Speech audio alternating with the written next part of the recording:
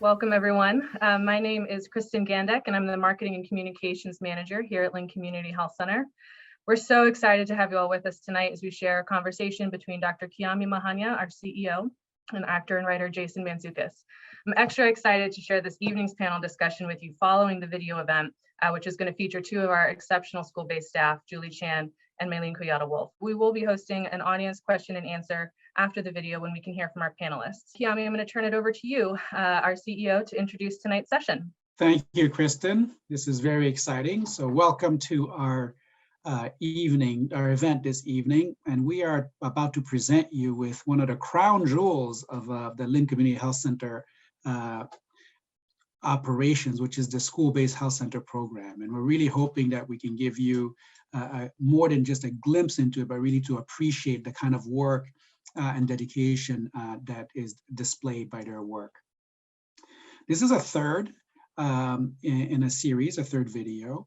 You can find the first two videos on our website, and the fourth and final video will be shown on April 4th. So hopefully you'll be joining us again for that. So that information and more can be found on our website. I do want to say thank you to the sponsors of this video series, particularly Cambridge Savings Bank, Stainless Communication, and the Demakis family and Old Neighborhood Foods. Thank you for making it possible to create these videos and to host these events as we share this program with our community. Ultimately, this is really about building the visibility and furthering access to our services in Lynn. You can find a full list of our sponsors, all of them incredibly generous, at our website. And tonight, as in the prior videos, I am joined by my co-host, Jason Mantzoukas. Jason, how are you today? How are you feeling? I'm doing all right. I am thrilled to be here talking about this video. And then, you know, as you said, there's a fourth coming. I mean, spoiler alert, it's a quadrilogy. It's very exciting. And then afterwards, I don't know if we're prepared to say it, but we're going to do a prequel series. We're going to do, you know, the origin stories about our younger selves and yes, how we came to be. Well, hopefully it won't be like some prequels where the actors are more aged and more hefty, and it makes it harder to believe that it's a prequel. So very good. So thank you again, Jason, for taking the time to host with me. It's always fun to have you. And we will move straight on to the video.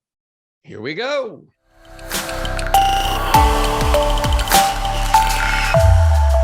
Hello, everyone. My name is Jason Mantzoukas, and I'm thrilled to be back talking with Dr. Kiame Mahaniah, practicing physician and CEO of the Lynn Community Health Center in Lynn, Massachusetts. In 2022, we are celebrating our 50+1 year anniversary, and this is part of a series of videos to celebrate the significance and impact of this organization. This is the third in our series of videos. If you missed the earlier videos, what are you doing? Go back, watch the initial videos. It'll explain why that guy from Brooklyn Nine-Nine is here talking to you about the Lynn Community Health Center. I'm Jason Mantzoukas. My father was Bill Mantzoukas, who was one of the founders of the Lynn Community Health Center in 1971 and served as its first executive director. So I'm here to talk to Dr. Kiame Mahaniah. Kiame, how are you? I'm doing well, Jason. You should know that I got a lot and lots of inquisitive emails like, who are you and why do you know Jason? But I'm very happy to talk about even more aspects of the health center today with you. Oh, I'm thrilled. It's very exciting. You know, normally when I get on to talk to people about things, it's about a lot of really dumb jokes and weird characters that I've played on TV. So it's really wonderful to be having a conversation that is about putting good things into the world and helping people. And I'm excited for this conversation. Great. Kiame, what I'd love to start talking about is school-based health centers. Currently, you have school-based health centers in 18 schools in Lynn. If you could, tell us a little bit about what are school-based health centers? How is it different from, say, the school nurse that was in high school when I was there? Yeah, so school-based health centers at Lynn are one of the prides. We're really super proud of the fact that we have these school-based. And what it is that we have our own employees, so medical professionals, that are in the schools. They're available for any of the students that are in the school that would want to talk about any problem. We have nurse practitioners who are there, so they're able to address the full spectrum of problems. The usual problems that you would expect, someone falls in the playground or, some sort of acute event happens or they have a cold or a rash. But we also are able to provide chronic disease management, particularly around asthma. And as you well know, your father started us as a mental health clinic. So it's unsurprising that our school-based health centers also include a therapist, so kids can go and return therapy. But also we provide psychopharmacologic services. So if the child has ADHD and they need medication to help with that, we actually can provide it, we can monitor it. And the great advantage is that it happens in the school. The parent doesn't have to take time off. The kid doesn't have to leave school. They can come for their 15, 20, 25-minute visit. And it's right then and there. That's great. That's, as a kid who grew up with asthma, going to the nurse for an inhaler or something like that was a semi-frequent occurrence, so I understand that completely. How do people enroll their child or student in these programs if their school has it, I think overall in Lynn there are 23 schools, and we're present in 18 of them. So we're in all the elementary schools and all the high schools, and we're building up to eventually be in all the middle schools as well. Essentially, if you are a student in the school, you qualify for care there. You have to sign a consent. But we collaborate with the school, so that goes out with a number of the paperwork that parents have to fill for their kids. And so they just sign, yes, I agree to have my child be seen at the health center. And obviously we close the loop of communicating with the parents as well, so there's no surprises. But essentially anybody that goes to that school qualifies to be a patient of ours. Some of you might be wondering, what does a school-based health center look like? Well, let's take a look. Who else would I be waiting for, Jason? It is like a small doctor's office in the school. We get to see the kids in their natural habitat, which is great. And because I'm part of the school, I'm part of the building, and they see me walking through the lunchroom sometimes, I go to their classrooms, they learn to trust me a little bit more. So they may come in for their sick visits at first, and then it progresses to just dropping in to show me their report card or show me their prom dresses, and just talk about things that are going on in their life, and they feel much more comfortable asking questions, which is really the purpose of school-based health, is that we can be there as an opportunity for them to really access healthcare in a way that would not normally be available to them. Parents love the idea because then you don't have to get your kid at school, dismiss the kid, and take them to a doctor's appointment. Being part of the school-based health center allows for us to have better access and support to the community, and being able to decrease the burdens that a lot of our hardworking families experience. Integrated healthcare is the joining together of mental health and also medical care, and understanding that both of those things, when put together, are the best ways for outcomes to be realized for the patients that we serve. To be able to provide families with the peace of mind that their children are going to be seen for behavioral health and mental health services while they're in school, I think really allows families to be better prepared and more willing to engage in those services. A lot of the times, if I'm seeing a kid for a physical or a sick visit and I realize that they need behavioral health services and qualify for it, I'll give a call out to their guardian, say, hey, is this something that you'd be interested in? Guardians usually say yes. Anymore, so you need a refresher. Does anybody have any? So a typical day in a school-based health center, we come in the morning when the school starts, and the kids are allowed to make appointments before school, after school, and during lunch. So there's a typical rush in the morning to be like, oh, yep, I need to see Miss Julie. It's about a confidential visit, or my stomach hurts, or I have a headache, or I need a sports physical now.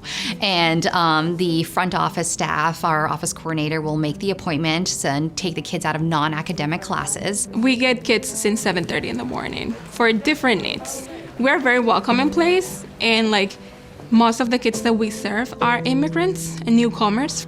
As a bilingual therapist, I speak English and Spanish, which allows for me to serve children and provide therapy to children who not only speak English but also Spanish. And there's a lot of stigma that continues to be present for these families, and to be a provider who can help them feel a little bit more comfortable and secure in that relationship, and knowing that, you know, there's a transparent communication and ongoing communication can really help their child benefit further from therapy. Healthcare is often thought about as something that you have to go do once a year. You have to go get your physical. Okay, I'm sick, I have to go to urgent care today, you know?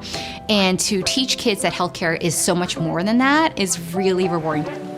Being part of a school-based health center really increases the access to much needed care that families do very much want for their children. Come to school and we will get your needs met. So, Kiame, schools were shut down during the height of the COVID pandemic.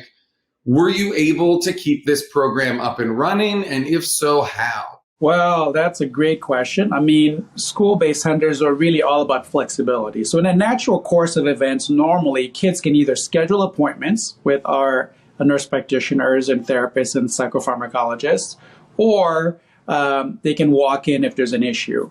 And so what happened during COVID is that since the schools were physically closed, that physical proximity was no longer possible. And so we shifted to telemedicine. So all of our services were available through telemedicine within 3 days of the schools shutting down. So there's no big lapse there. And so some of our staff essentially moved to be able to answer all the calls and be able to address kids' issues. Some of our staff actually participated in all the other things that the schools needed to do, meaning they needed to bring food to certain families, they needed equipment to certain families, they needed support in different ways. And so we were involved in very many different ways. And actually one of the things that was remarkable is that many of our school-based staff shifted to whatever time that they weren't using to take care of the kids, they shifted it into our COVID testing and immunization side of things. The pandemic must have provided an explosion of people in need of mental health services specifically, you know, and are you seeing an increase in those services, and how are you addressing them? Yes, we've seen a very significant increase for all of our services throughout the health center, but particularly for youth-oriented services. We're trying to increase the access, and we're trying to target to see who are the people that need short-term help, who are the people that need long-term help, and how can we accommodate all those things. But it's good in the sense that we're there, we're available, and we're able to provide that help. Oh, yeah, that's exceptional. The fact that in those schools, those kids that need those services have access to them in a way that is easy and effortless to engage with. That's wonderful. Yes, and I would say that, you know, one of the also amazing fact is that this is a collaboration with the schools, right? We're guests in the schools. I mean, we're longtime guests, but also because of interaction with the schools, we've really been able to further collaboration with other youth-based services. We really see ourselves fitting into a general network of youth-based services that's really trying to make sure that the kids in Lynn are all getting the amazing kind of support that they deserve. That's great. That's amazing. We've talked a bit about the school-based services, but I know there are other youth-based services that you work with. And could you tell me a little bit about that? Yes. So we are present in the schools, and obviously we and the schools are providing services to sort of the 5 to 18, 19-year-old range, so that youth age. But there are many other organizations within Lynn, like Raw Arts, like the YMCA, that also provide services. So one of our aims by being in the schools is that we're able to really be advocate for the kids. We're able to connect them with all these different services. We're able to remove barriers but by which that students might experience in trying to access some of these other organizations. And one of the things that we just launched that we're particularly interested in seeing how it's going to impact the city is we have an adverse childhood event response team. We're collaborating with the police and the schools.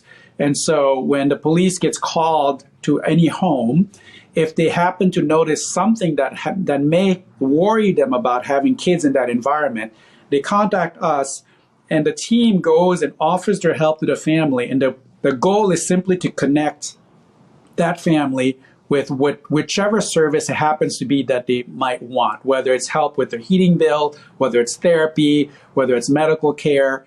And so by belonging into this consortium of care, we're able to really link these children and their families with whatever service it is that they might need that is offered in the city of Lynn. So these school-based health centers, they're in schools. Is it the kind of thing where any kid who's not feeling well or who is in need in some way can just walk down the hall and walk into the health center that's there in their individual school? What the school-based health center does is that it allows a student to access all the full range of our services with essentially no barrier. They don't need to go anywhere. They don't need to know how to get to our health center, our main health center. Their parents don't need to take time off. They don't need to miss any school, right? It's right there, very convenient. And it's really part and parcel of our mission, which is how do you provide excellent care to everybody in the community, regardless of ability to pay, regardless of language ability, regardless of immigration status. And so having it in the schools really makes it super convenient for our kids. Kiame, this has been an absolute delight to chat with you again, to learn about the school-based health center programs at the Lynn Community Health Center. Thank you for making the time. This has been wonderful. If anyone is watching in the audience right now and would like to learn more about the Lynn Community Health Center, about how to support it, what it does, please visit the website, which you can see on screen here, but it is lchcnet.org/donate to learn more and help support this wonderful organization. Thank you, Kiame, for taking the time. Thank you, Jason.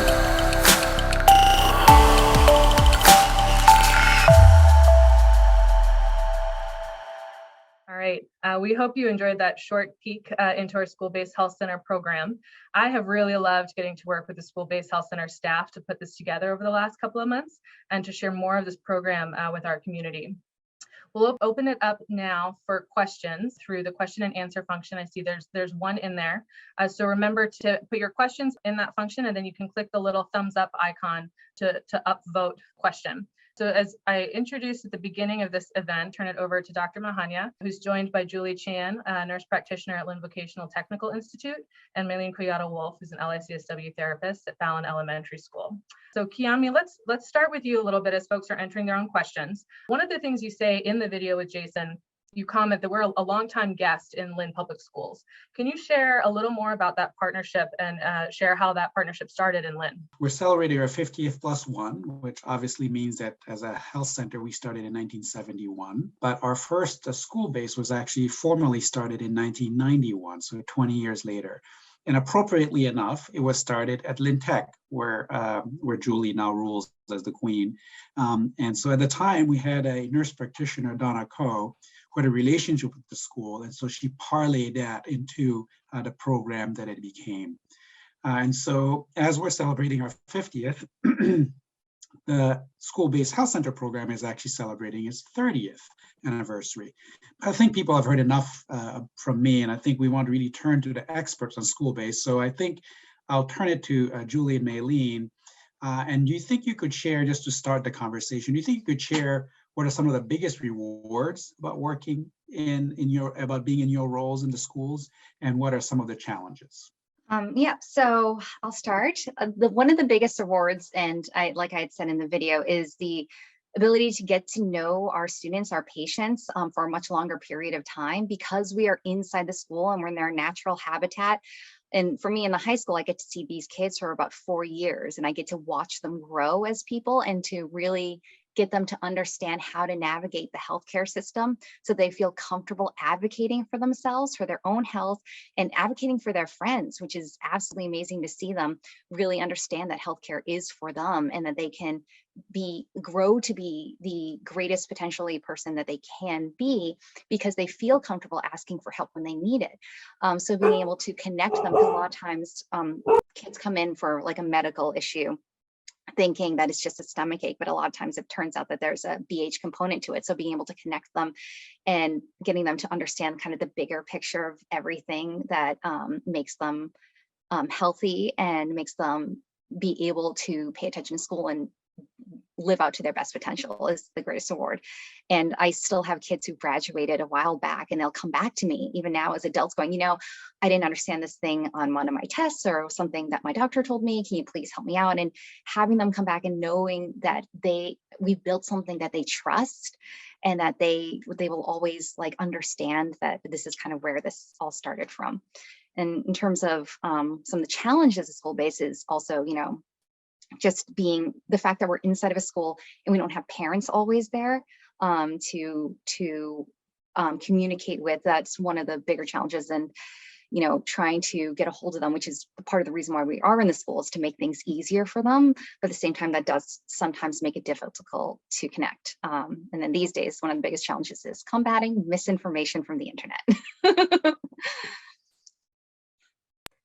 That's very well said, Julie. I would second all of the things that you said. I think one of the most impressive things that I've been able to witness, especially since coming back to in-person learning for the kids after, you know, everything was shut down, was just seeing how quickly and how well kids have adapted to such a difficult situation for all of us, and just seeing their resiliency. I know that for myself, I get so much energy from getting to see them in person and getting to bump into them in the hallway and getting to have these little side conversations, seeing them at lunch. It's been really wonderful to, you know, see the difference, especially from when we were remote and now back in person. And I think one of the challenges is that a lot of our kids are really still catching up now. You know, a lot of our kids were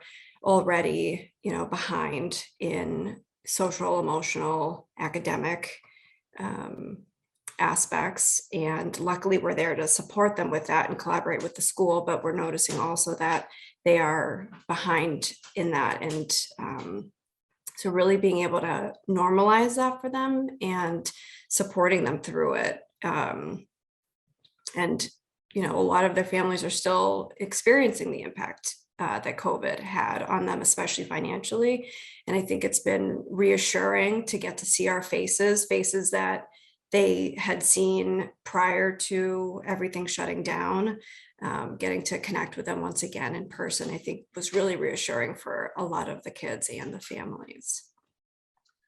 Speaking of COVID, thank you, Maylene and Julie. But speaking of COVID, I think, you know, we all remember all the headlines when it started, which 2 years ago, I'm going to say, which sounds totally crazy that it's been that long. But even with schools, you know, a lot of those headlines they're still coming up, right? Maylene, you just mentioned seeing faces again and some of the mask mandates. And so not so much so specifically as something like the mask mandates, but can you talk a little bit more? We touched on it in the video, but could you share a little bit more about how your day-to-day changed, especially in like March and April of 2020, before there was a new normal, so to speak, for that next academic year? Julie, you started last time. Maybe you could kick us off with this one, and then we'll turn it over to Maylene. Yep. So it was 2 years ago, I think this week, actually, just such a weird thing to think about.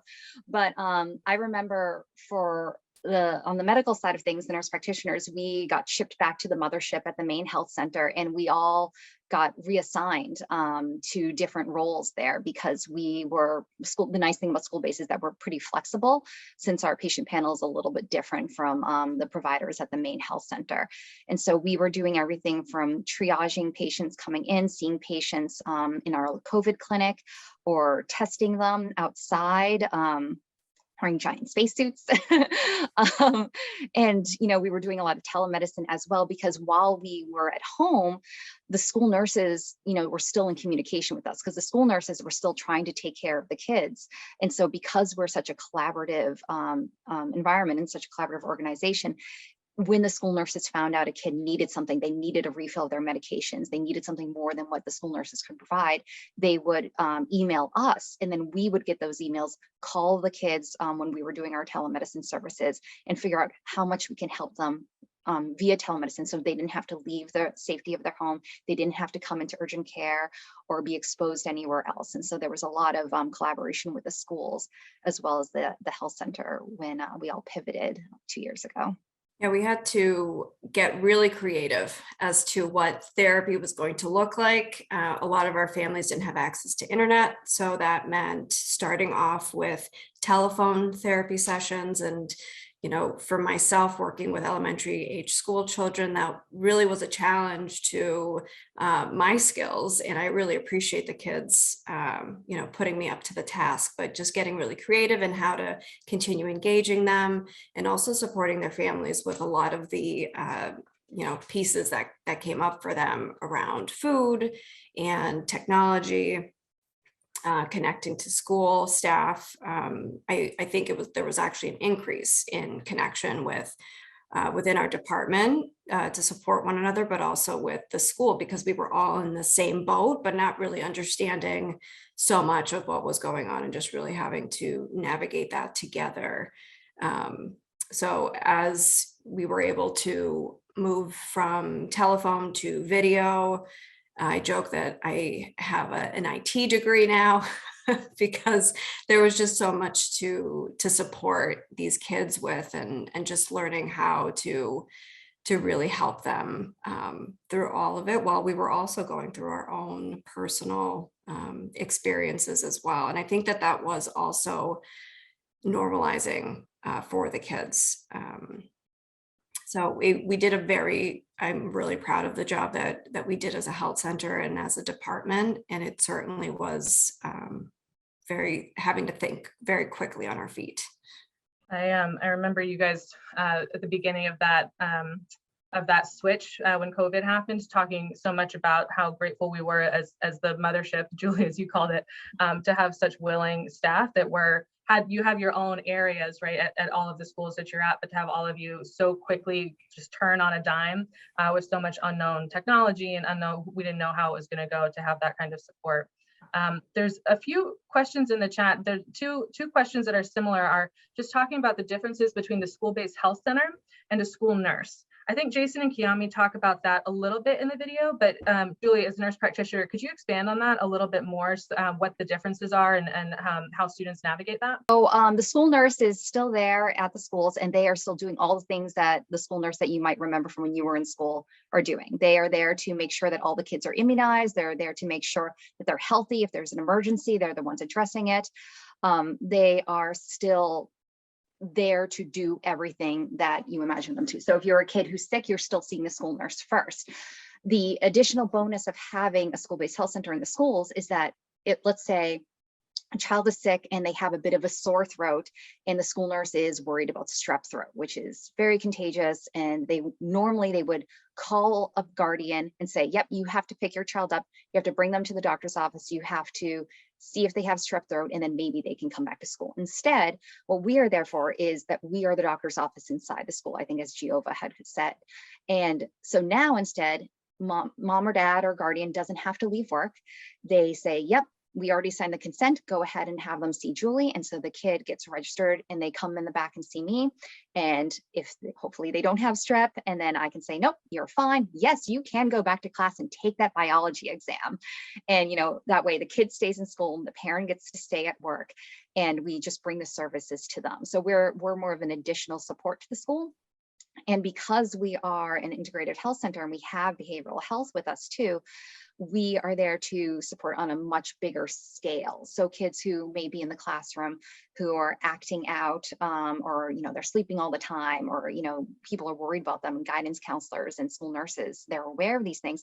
Instead of just shrugging their shoulders going, well, I hope that that kid makes it over to their primary care office, or I think that kid needs therapy or something along those lines, they have the benefit of us being right there. And so we can all work as a team to see these kids and get them to be healthy, and maybe refer them to behavioral health services. And we sit with the school. So we sit with the school nurses, we sit with the guidance counselors, so we can all work together to really get a bigger picture of what's going on with the students there. Sounds like the best of all worlds to have it all right there. There's a question that it's in the chat, but I'm going to go with this one. first. It's exactly about referring to other services. So the question is, are you able to provide all services in the schools, or is it sometimes necessary to refer students to the main health center?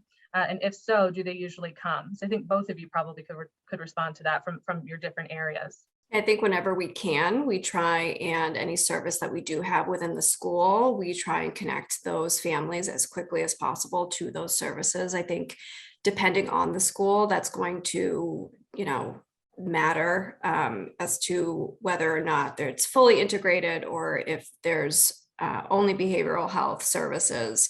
And, even in those situations, there is a lot easier collaboration that can happen. We can provide as much as we can. Since I'm a nurse practitioner, it's the same thing as if I were a nurse practitioner at the main health center. So I can still write prescriptions, I can still order tests, order x-rays, and when needed, refer out to other services. So if a kiddo needs to go to cardiology, I'm still referring to cardiology just like I would if I were at the main health center. The things that they may need at the main health center that I cannot provide are things like x-rays, or blood work, for instance. And so for that, they do still go to the main health center to get those things done. I'd say most of the time they do make it over to the health center because we're closing that loop. We're calling the parents at that point in time. And especially for me at the high school, the kids are somewhat more responsible and are willing to go, because the nice thing again about school-based health is that I get to take the time to really explain to the patients why it is I'm ordering these tests, why it is I'm worried and want to order this x-ray. And I really do have the luxury of time, which is great. And so a lot of the kids do understand, oh, it's not just because someone told me to do this. They understand she's looking for anemia. I have to go, sometime this next week because I've been really tired, and maybe that's why I'm really tired. So they do tend to make it over. It reminds me exactly of how you talk about it, Julia, right? And getting to explain the whole healthcare system, and not only providing the hands-on care, so to speak, but being able to help both of you, being able to help students learn how to navigate the healthcare system as a whole, so that when they leave that school or whatever the system is that they're in, they can still be really successful using that same knowledge in another part of the system. There's a question sort of about healthcare systems in the question and answer about billing insurance. Can you guys talk a little bit about how that works for students who are already whose parents have signed the consent, they're allowed to receive services from you guys as school-based health center staff? Yep. So if they are seeing us at the school-based health centers, like everyone said before, that we do see all the students who are inside the school regardless of their ability to pay. And so we do bill insurance for things like their physicals and when they have insurance and things that we can bill for. So, but no one is receiving any invoices for a copay. So there is no copay that anyone has to worry about. And if kids don't have insurance, we contact the guardian and get them into enrollment so that they do have insurance in case something else comes up. Because, if I'm listening to them, it turns out they have a murmur, I'm going to have to order more tests and send them to a specialist, and they definitely need insurance for that. So one of the things that we do is that we do bridge that gap to get them insurance. And in the meantime, we still provide school-based unbillable care. So we do still see those kids as much as we can. Yeah, and I've had the experience where families can't afford that copay that they would have to pay at another place where their child would need therapy services, and it really has it's been a make or break for them. And so to be able to say to that parent, no, you can continue to, your child can continue to see me, we're able to provide this service, and you don't have to worry about that $40 copay like you would elsewhere, has been, I think, a big relief for these families that are working incredibly hard. Shout out to our awesome enrollment department as well.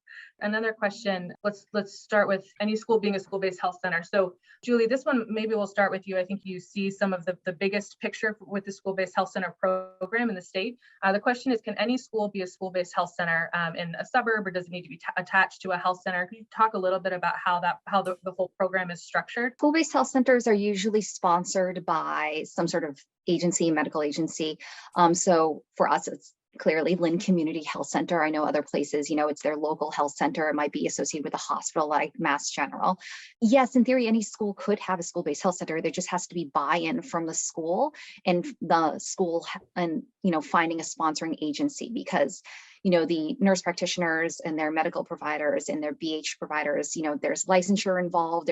It's a lot more complicated than what the school system already has to deal with their own teachers and their own staff.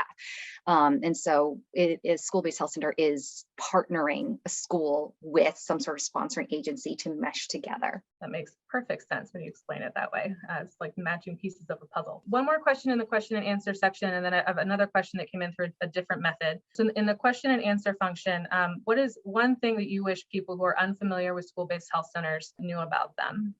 So if you're explaining something about the School-Based Health Center program, no one has any idea what you're talking about. One of the first things that you bring up to share. Yeah, one of the first things, and I'm still trying to figure out a better way of saying this, but I always say to parents in particular when they're confused about, wait a minute, you're here in the school, but you're not school staff. And so I always say to them, I'm physically here in the school, but I am part of Lynn Community Health Center. So that is the best of both worlds, where I am able to work with the school, work with the health center, and any and all information that you do and do not want me to share with the school is completely up to you. And again, that is one of those pieces that really helps with buy-in with those families, is the melding together of these two different entities that the families are already so intertwined with and working with, and being able to do it in one place. So I think that distinction is really important and can be confusing, understandably so. So that's one thing that I say to anyone asking about school-based health centers, is that distinction. Yeah, I completely and 100% agree. It's the thing that I always say to start any conversation is, we're not the school nurse's office. We are not the guidance office. We're not the principal's office. We are a separate health center. We are Lynn Community Health Center transplanted inside of the school. So we are separate from the school. We just happen to be here so that we can better understand everything that's going on. So that's the biggest takeaway, is that we are different, but we're there to help. Different, yet still so present and accessible to anyone who needs it. So why don't we finish up? I have one more question. We talked about this a little bit in our interviews. We talked about some of the students that you guys have gotten to work with and some of the impacts that either you've had or they've had on you. I think often you guys have talked about that as it's always a two-way street between you as the provider and the patient or the student that you're seeing. So maybe if you guys could each share just one quick story about that to give us a little more insight as an audience into what the overall arc of your year might look like. And then Kiame, I'm going to turn it back over to you to close us out for the evening.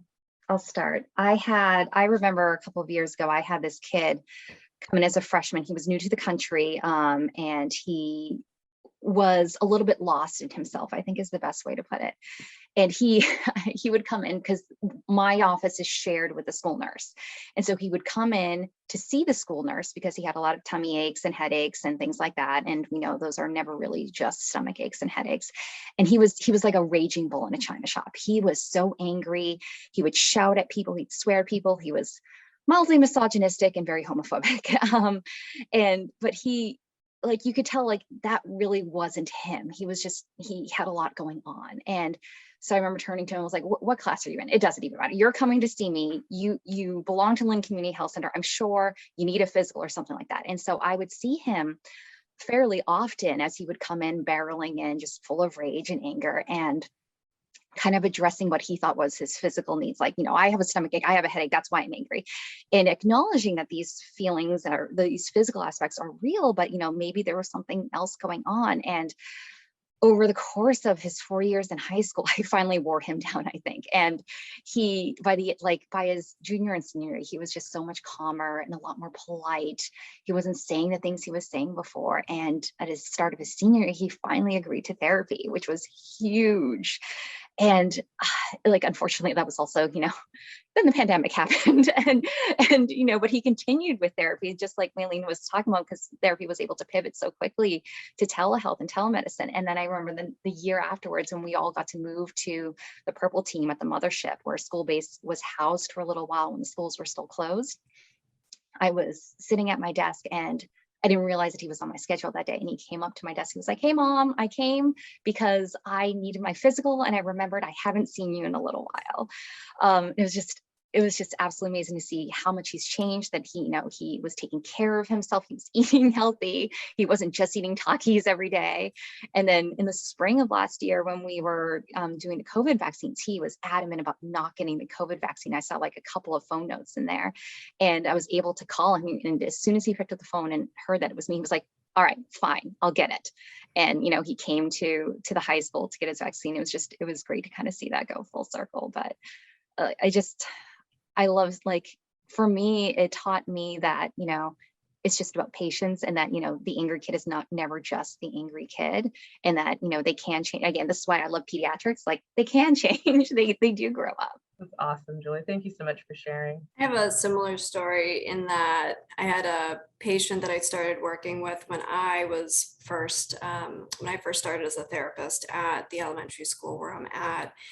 This child had recently immigrated from Central America and didn't speak the language, was very disoriented, and that came up understandably in a lot of disruptive behaviors. And so he was, initially running away from class, hiding under tables, really not being able to access those skills to really regulate his feelings and his behaviors. And so he was referred to me, and like Julie said, through a lot of patience and a lot of transitions and changes over the last 2 years, he has become one of those kids who has such a thoughtful and introspective nature that I think a lot of people don't actually have the opportunity to witness or to experience, because he does feel so isolated from the other children who only speak English. And so I think his increase in confidence to be able to learn that emotional language in English and being able to practice that a little bit with me in his native language, I think ups that confidence and helps him feel a little bit safer that he can experiment and make mistakes, and just getting the opportunity to really hear about his resiliency and his journey, and that he's able to open up to somebody in a place where he does feel limited in his experience he has taught me just so much. And I think I'll remember him once he moves on, and for years to come. He's now a 5th grader, so that means he'll be transitioning to middle school. So he's certainly one that I will miss, and that I'll remember. Providing that kind of access and safety and a place for everyone to belong is truly a trademark of every school-based health center staff person I've ever met, I think. So with that, Kiame, I'll turn it back over to you to close this out for the evening, and for any other comments for Maylene and Julie. Thank you. That was really great. And I think that our audience really got a great feel for all the work that's being done. And for all the people that are involved in the care that it takes to run a school-based health center program. So I wanted to thank again Jason Mantzoukas for giving us his time and for trying to teach me how to interact with the camera, even though it's still a work in progress. I think I wanted to thank Maylene and Julie for their time this evening. It's just, thanks so much for having done the interviews and the video, and then spending again time to explain to people everything that you do. There's so much more that we could have said. We could have also had our psychopharmacologic service representatives there. It's actually one of the things that distinguishes the Lynn School-Based Health Care Program, is that we have psychopharm services at all the schools where we have therapy. So that's always an extra support. And Julie may have mentioned it in passing, but the medical side of school-based health center has included routine COVID-19 vaccination as part of the services that it provides. So the kids in the school don't need to make any special effort to get the COVID vaccination. So thanks again for representing the School-Based Health Center. I know that you'll be getting lots of kudos from your colleagues.